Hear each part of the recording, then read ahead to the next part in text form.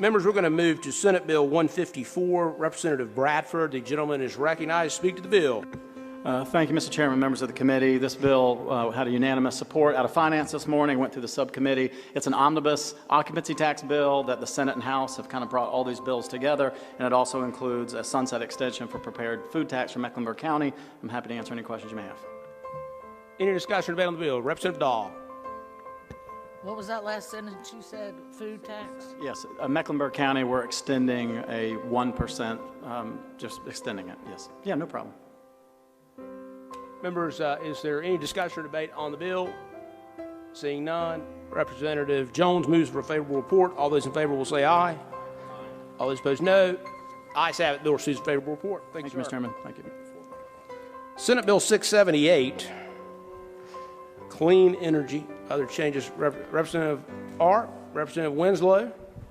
The gentlemen are recognized to speak to the bill. There's a PCS. Representative Jones moves for the PCS be before the committee without objection. PCS is before the committee. Gentlemen, you're recognized. Thank you very much, ladies and gentlemen, colleagues. What this bill does is changes the definition of renewables to clean energy to provide for a more expansive view of not just renewables. Adds the definition of fusion for fusion energy, makes changes to the CPCN aspect of public convenience and necessity that would make sure we adopt the least cost sense in the public interest. Again, changes the definition of renewable to clean energy for an all-the-above strategy. This bill also extends the deadline for certain coal ash, coal combustion residuals impoundment. This has been worked out between Duke Power and DEQ and increases some of the closure dates on that. Talks about dam safety and fees in the Dam Safety Act. That's DAM.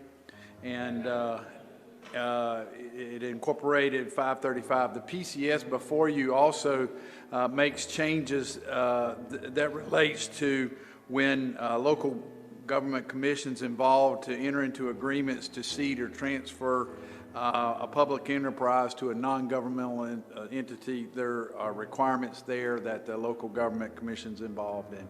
Representative Winslow and I stand for any questions.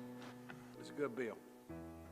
Members, is there discussion or debate? Representative Torbett, the gentleman is recognized. Thank you. Thank you, Representative Art. I have a question for you. What is currently deemed clean energy in state law, North Carolina, or what do the federals accept as clean energy? By definition, it has historically been the renewables, low carbon generation sources. So if we adopt this, does that remove any other opportunity for an energy source to be implemented, for example? It actually, it's an attempt to recognize nuclear and the fact that it is the cleanest in the sense of zero carbon reduction, and it's tended to expand to include nuclear, fossil, fusion, or hydrogen possibly coming there in the definition. So follow up.